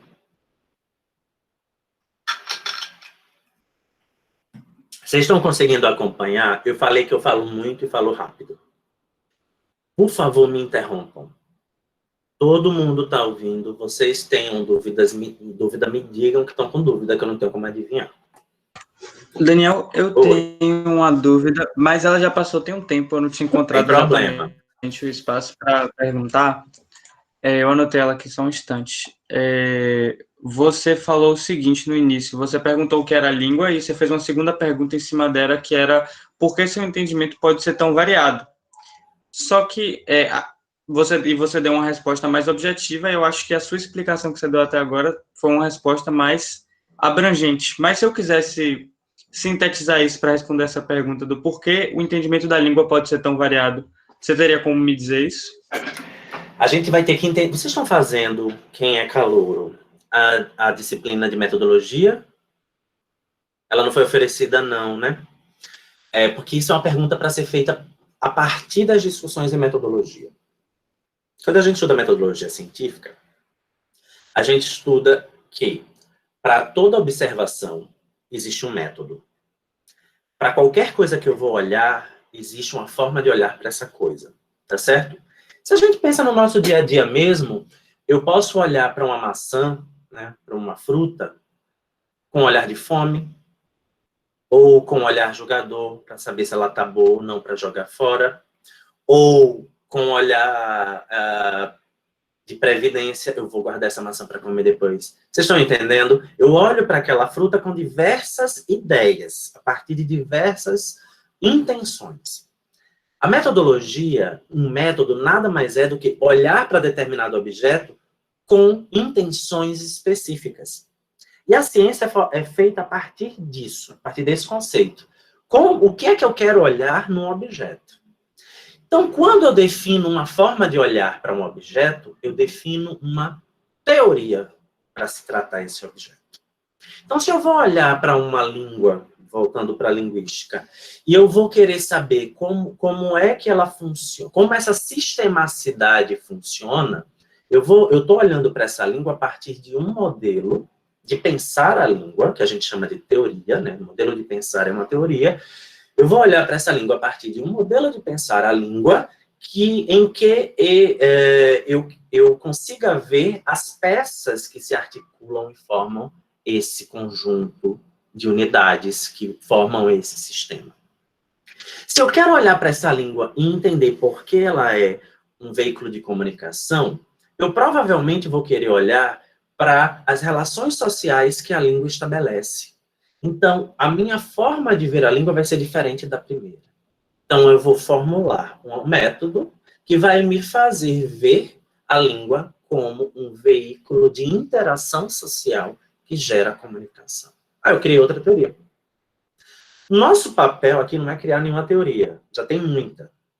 Tem até demais às vezes. Quando eu digo que língua muda, o conceito de língua muda a partir do olhar que nós damos a essa língua, significa que olhar para uma língua com uma intenção é olhar para uma língua a partir de uma teoria. Se eu olho para a língua querendo saber sua estrutura, eu estou olhando para a língua a partir de um conjunto, de um método que vai me dar uma resposta X. Mas se eu estou querendo ver a interação social que essa língua gera, eu estou olhando para essa língua a partir de um método que vai me dar a resposta Y. Ou seja, eu estou olhando de teorias diferentes. E cada teoria vai me dar uma resposta do que é aquele objeto. E cada resposta diferente é uma definição diferente. É por isso que nós temos um número diferente, um número grande de diferentes respostas para a pergunta o que é língua. Porque a resposta vai depender da teoria que vai respondê-la. Ficou claro? A gente vai ver pelo menos umas 5, sem dar muitos nomes. A gente deu nome estruturalismo porque vocês vão ouvir isso pro resto da vida de vocês. A gente vai dar nome para o gerativismo, primeiro porque eu gosto muito, então vocês vão ouvir porque eu vou falar. E também é outra teoria que causou muita polêmica, né? São teorias que causaram viradas linguísticas, né? Viradas na ciência da linguagem. Então a gente vai usar os nomes delas, mas para outras que nós vamos trabalhar aqui, eu não vou precisar dar nomes, mas nós vamos estar olhando para a língua por olhos diversos, tá certo? Nós vamos olhar a partir de visões diferentes. Sempre que for interessante, vocês tiverem o interesse, podem perguntar. Se eu estiver falando de um modelo diferente de língua, vocês me perguntam e a gente pode fazer um parêntese para discutir um pouquinho uma teoria ou outra. Mas, como eu falei, a gente tem uma disciplina específica para esse tipo de discussão, que é a LET A26, que eu queria muito que fosse oferecida no próximo semestre, presencialmente, em sala de aula, todo mundo reclamando do calor, de forma segura. Porque eu não aguento mais a minha casa, minha gente. Adoro a minha casa, mas eu sou grupo de risco, eu sou asmático. Então, desde que disseram, tem uma epidemia, me tranquei dentro de casa. Estou muito tempo dentro de casa. Agora voltar para a aula, que o tempo está acabando. Eu não queria chegar tanto até a metade dos slides, mas eu sou uma pessoa muito inocente. Sistemas escritos. Então, André, eu respondi sua pergunta. Sistemas escritos são tentativas de capturar, não é capturar sons e significados no papel. Além disso, a escrita pode influenciar a fala. Eu botei papel como uma imagem de um suporte. Obviamente, a gente não precisa de papel. Quando a gente fala de grafia, de escrita, a gente está falando de uma representação física, não sonora, e não gestual de uma língua, né? Então, você pode ter representações iconográficas, você pode ter desenhos que representam língua, né? A gente tem um exemplo das figuras rupestres, como a representação iconográfica. A gente pode ter representações iconográficas de outra natureza, como a representação escrita no mandarim, no mandarim tradicional, que são, as figuras representam imagens, e essas imagens são interpretadas. As escritas podem ser silábicas e não alfabéticas, como no japonês, elas podem ser alfabéticas em diferentes alfabetos, né? Ou não alfabéticas, como no caso do árabe. Ou seja, você pode ter uma série de representações, né, gráficas de uma língua, e isso nós chamamos de escrita. Mas aí, eu faço uma pergunta bem capciosa. O que é que vocês acham que é mais importante em relação à língua? Sua escrita ou sua fala? Entendam fala aqui como a expressão natural, seja oral ou gestual. Porque a gente associa fala a som, que a gente está viciado nessa associação. Mas fala não é som. Fala é uma palavra que se associou à produção da língua. Então, a gente pode dizer que gesto, as línguas de sinais também são faladas. Tá certo? É uma convenção. Fala, por quê? Professor, eu acho que depende do fim que você vai dar a língua, no caso. Por exemplo, se você quer se expressar do modo escrito ou se você quer se expressar do modo falado. Então, eu acho que não teria uma hierarquia entre elas. Eu não vejo. Algumas pessoas falaram ambas, não. Algumas pessoas falaram escrita. Eu queria que alguém que falou escrita se manifestasse. Por quê?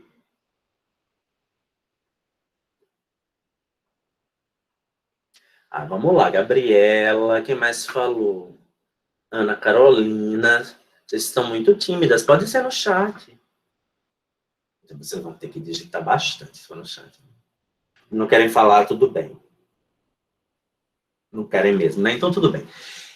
Alguém pode dizer, por exemplo, que a escrita pode ter uma importância maior, porque a escrita preserva uma língua, enquanto a fala não. Isso poderia ser uma resposta dada até o começo do século passado, né? Porque hoje a gente tem como preservar a fala também. Ana, então eu li seu pensamento. Mas eu vou confessar a você, eu fiz uma pergunta estúpida. Não existe uma sobreposição, né? Você não pode julgar um grau de importância, como o Guilherme falou, da manifestação de uma língua, porque a língua em si é uma manifestação. Ela é uma produção cognitiva que pode se manifestar como fala, como escrita, como gesto, né? Como uma fisionomia. Às vezes eu represento o ato de falar alguma coisa só fazendo uma expressão, né? Posso fazer uma expressão assim, fechar meus olhos, virar um pouco, inclinar um pouco a cabeça, e eu estou expressando um sinal de questionamento. Estou pondo em dúvida o que alguém está falando, sem precisar dar um pio nem escrever uma linha. Então, são representações, e as representações elas não podem ser hierarquizadas, porque, como o Guilherme bem lembrou, há razões para que nós tenhamos cada uma delas e há usos para cada uma. Então, a gente precisa dissociar a língua das suas manifestações. E quem é, de mais uma vez, que propõe isso? O cara. Então, língua, ela vai ser uma entidade que pode ser manifestada através da fala, da escrita. Então, a linguística, que nós chamamos de linguística moderna, mas eu chamaria de linguística do século XX, porque modernidade é um conceito que remete ao século XVIII, né, final do século XVII, remete ao século XVIII com a Revolução Francesa, com a Revolução do Haiti, com a independência dos Estados Unidos. Ou seja, mete história no meio, a gente acaba errando os termos. Então, vamos chamar de linguística do século XX, porque ela nasceu no século XX. E a linguística do século XX, ela guiou toda a linguística que nós fazemos até hoje. E isso surge com essa distinção que Saussure faz entre língua e fala. Eu nem sei se é o próximo slide, eu estou me adiantando aqui, eu acho que não é não ainda. A gente já falou sobre isso. Sai daqui que eu já falei. Não era ainda isso não, mas eu vou falar terminar de falar o que eu estava falando. Então, essa distinção entre língua e fala, ela vai ser essencial por duas razões iniciais, básicas. A primeira é que ela consegue, a partir disso a gente consegue, através de um método mais positivista, né, esse método mais empirista, isolar um objeto que, ao mesmo tempo, é um veículo para expressar as ideias, ou expressar impressões daquele objeto. O maior problema de tornar língua um objeto, de se observar a língua cientificamente, é que, ao mesmo tempo que ela seria objeto de observação científica, ela é o veículo de expressão dessa ciência. Então, Saussure propõe que língua é uma entidade abstrata e fala é a sua realização, é a sua materialização, e dessa forma ele isola um objeto chamado língua, que funciona de forma independente da nossa vontade, e a partir disso ele vai dizer que, não ele, né, vão dizer que ele funda a ciência linguística. Esse é o assunto que a gente vai discutir mais na frente. Vamos voltar para os slides, que eu faço não sei para quê, porque eu não sigo, né? Língua especificamente humana. Há certas características da língua humana que não são encontradas nos sistemas de comunicação das outras espécies animais, a gente falou isso no começo da aula.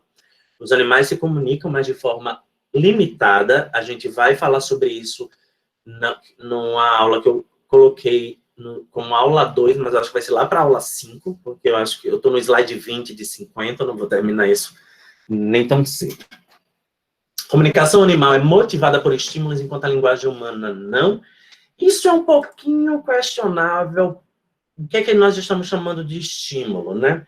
O modelo estruturalista de linguística, esse do começo do século XX, que surge por Saussure, vai dizer que sim, que ela não é instintiva, então ela é estimulada. Lembram? A gente viu essa definição no começo da aula. Então, isso é um pouquinho questionável, mas a gente vai discutir isso com calma na aula 2, que eu não sei quando é que vai ser a aula 2. Na verdade, na prática, vai ser lá para a aula 5. E experimentos para ensinar sistemas mais complicados animais mostram um histórico de fracasso. A gente tem um caso, que é um caso de uma chimpanzé, eu não consigo lembrar o nome dela agora, que ela levou 30 anos, em 30 anos ela aperfeiçoou a língua de sinais norte-americana, a língua de sinais estadunidense. Mas, se eu não me engano, ela só conseguia expressar 300 sinais. Existem algumas pesquisas que mostram que a gente fala em torno de 80 mil palavras por dia.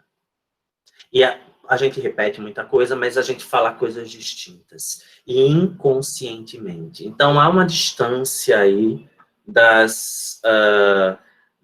tentativa de aprendizagem de uma linguagem humana a um animal não humano, e a história mostra um certo fracasso. Ao mesmo tempo, há espécies animais que são extremamente inteligentes no sentido cognitivo da expressão inteligente. Elas têm uma cognição muito avançada, porque cognição tem a ver com o tamanho do cérebro. Então, há espécies com grandes cérebros, como os golfinhos, e que a comunicação dos golfinhos ainda é... Eu não lembro se é coco, eu realmente não consigo lembrar, André. A comunicação dos golfinhos é extremamente sofisticada. Então, há alguns estudos sobre isso. Eu, hoje, nessa mudança dos livros que eu fiz, achei um livro que eu comprei há uns 6 anos, sobre a comunicação dos pássaros. É um conjunto de cientistas, dentre eles alguns linguistas, fazendo estudo da comunicação de algumas espécies de pássaros.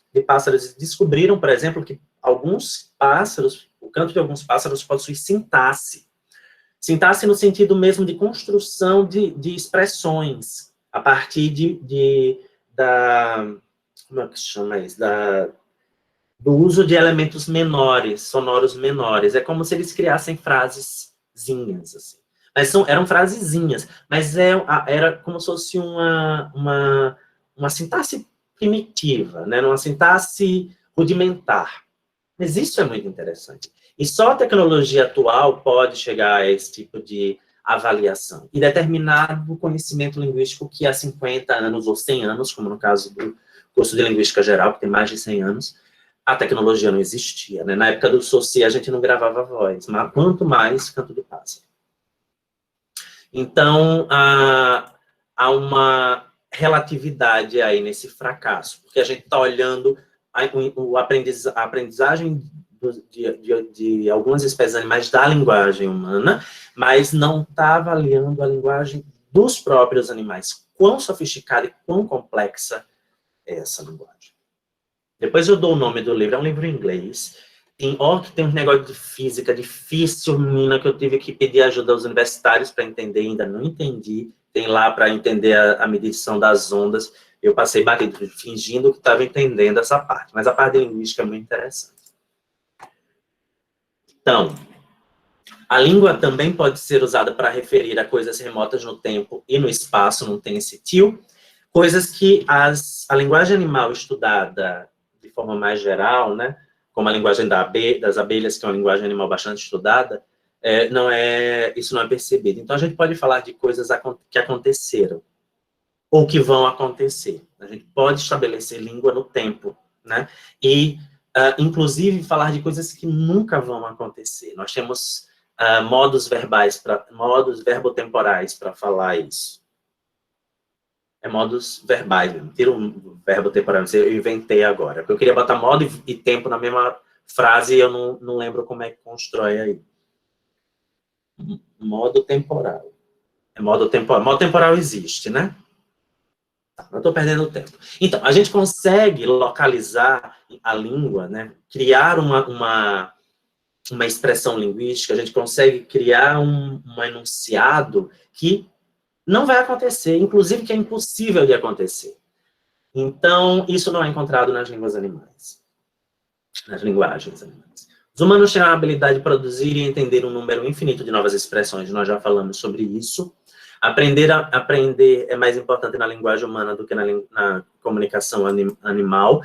Isso é uma meia-verdade, porque existe, sim, ensinamentos nas espécies animais, ensinamentos de linguagens que não são necessariamente o que nós entendemos como língua.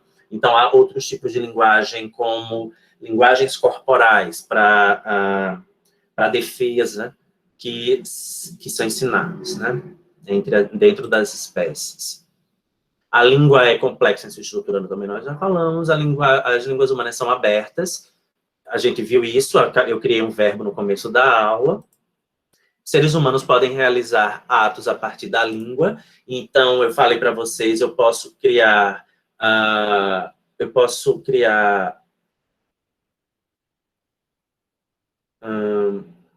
ações propriamente ditas na língua. Quando eu digo, eu posso dizer para vocês, por exemplo,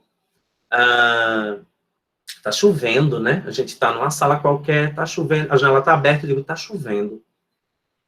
Eu, sem expressar verbalmente isso, posso estar pedindo para quem está junto comigo para fechar a janela.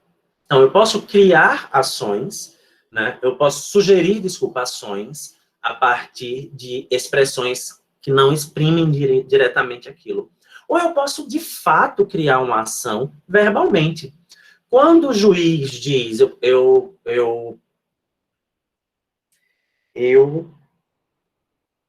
esqueci a palavra que o juiz fala para casar o povo.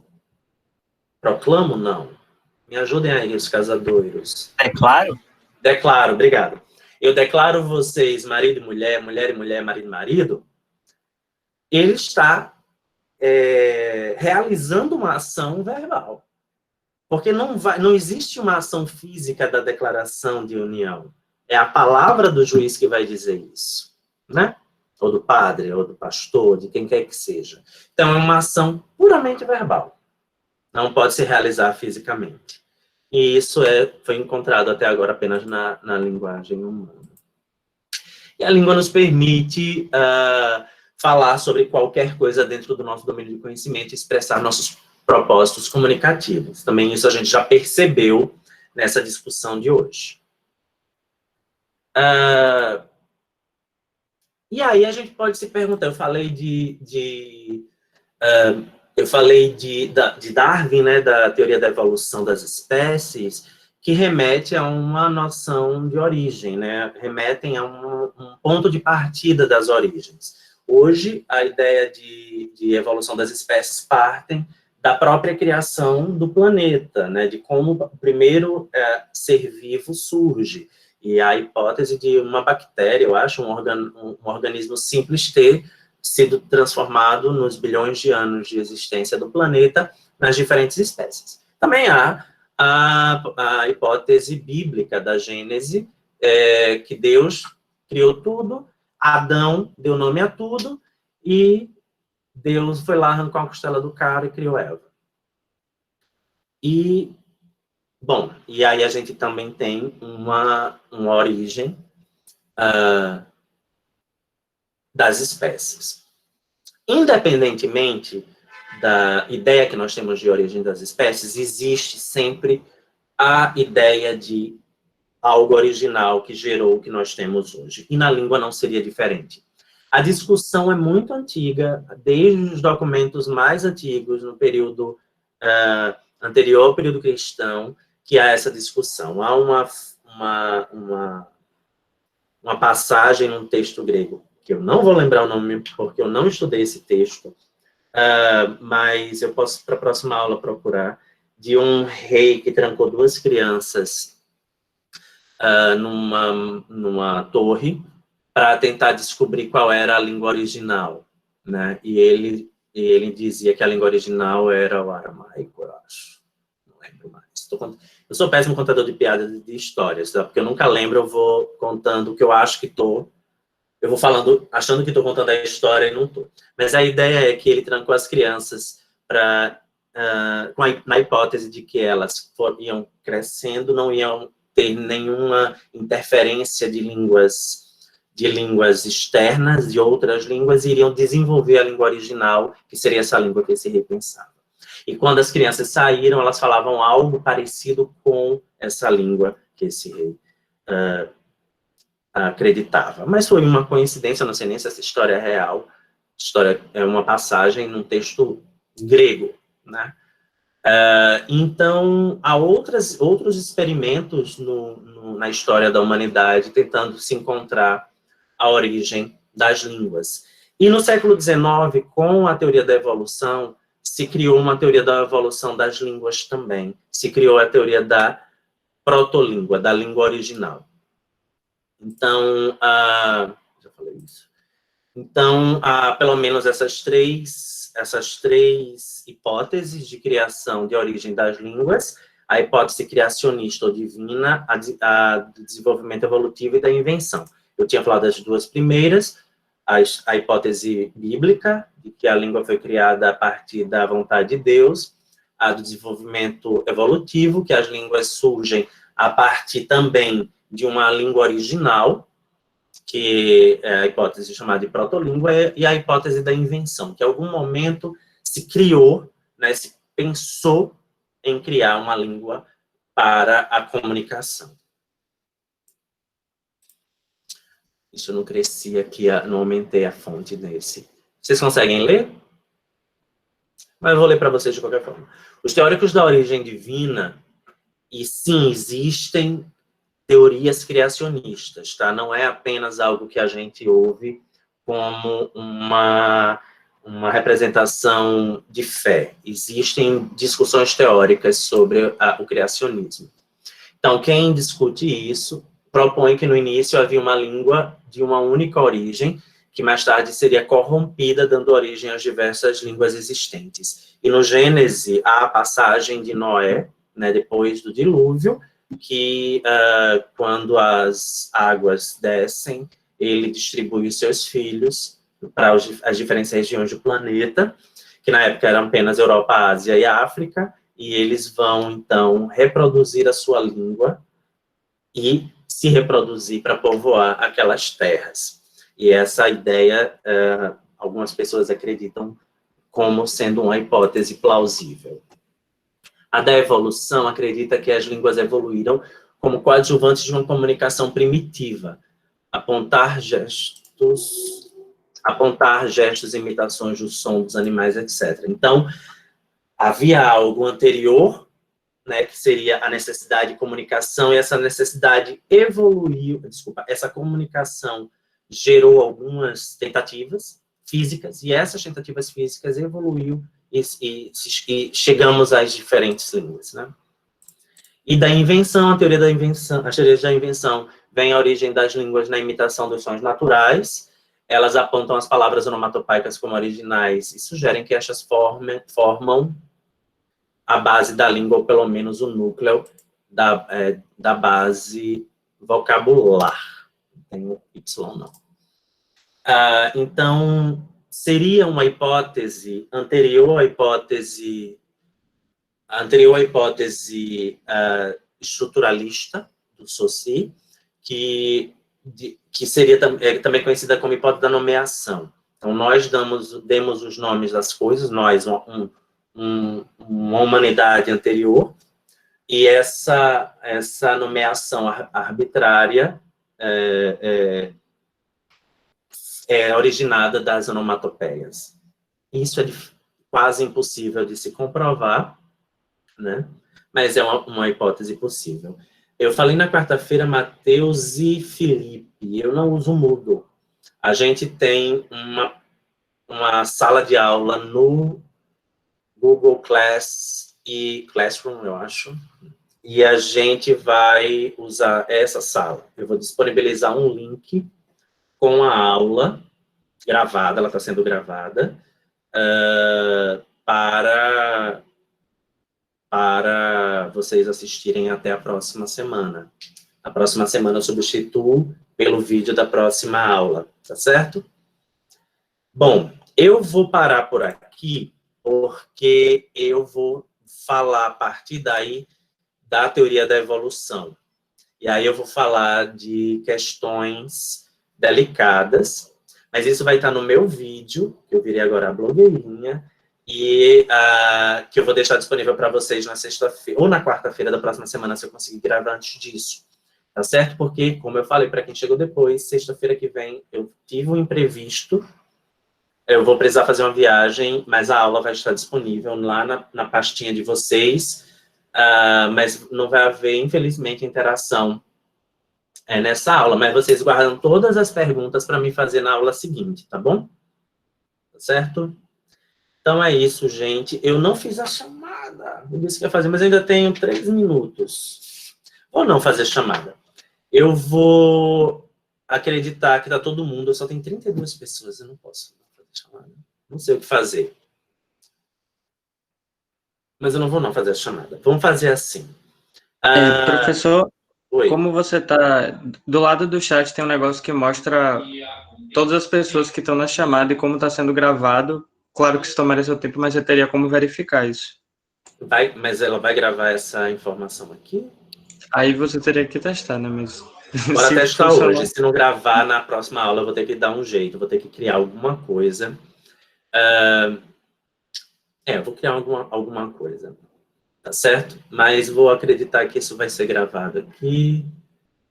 Passei de baixo para cima, de cima para baixo. Eu tenho uma extensão no Google para fazer chamada. Mariana, você me ajudando, eu aceito ajuda. A gente descobre para a próxima aula.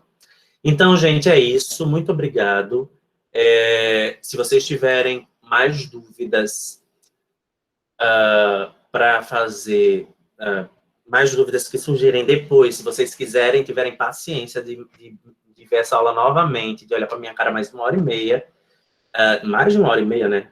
1h e tanta. E surgirem mais dúvidas, no nosso próximo encontro nós conversamos. Então, na semana que vem nós não teremos um encontro sincrônico. Quarta-feira vocês vão se dedicar, eu estou acreditando nisso, às leituras. Espero que vocês já tenham começado a ler os textos. A aula sexta vai ser substituída por um vídeo que vai ficar disponível para vocês, lá na nossa salinha. E na próxima semana, então, nós nos encontramos na sexta-feira. A gente combinou de os encontros serem só na sexta-feira. Eu vou aprender, Mariana, para a próxima aula. Deixa eu já abrir aqui, para deixar aberto. Eu perdi vocês. Ai, meu Deus, ele começou sem eu pedir. Desculpem, gente, eu sou muito atrapalhado. Achei. Então, quartas-feiras vão ser os encontros com o monitor, sextas-feiras os encontros comigo. Quem não puder num dia ou no outro, as aulas vão ficar gravadas por uma semana no nosso Classroom. Pode perguntar, André. Professor, só uma dúvida, assim, a ordem de leitura dos textos que você recomenda é a ordem que está no Drive ou não? Porque eu fiquei com um pouco de dúvida sobre qual texto exatamente começar. É a ordem que está no programa da disciplina. Lá no programa vocês têm os textos que estão sendo usados em cada sessão de aulas, porque as nossas aulas têm lá as semanas, cada aula tem pelo menos 2 semanas, eu estou acreditando que eu não vou dar conta dessas aulas em 2 semanas, mas tem todos os textos que vão ser trabalhados nas 2 semanas. Então, vocês leem os textos daquelas 2 semanas. Ok? Então, gente, boa noite, bom fim de semana, bom jantar para quem for jantar, que é o meu caso, e a gente se vê em 2 semanas, mas vocês vão me ver semana que vem. Tchauzinho. Tchau, pessoal. Boa noite. Tchau, boa noite.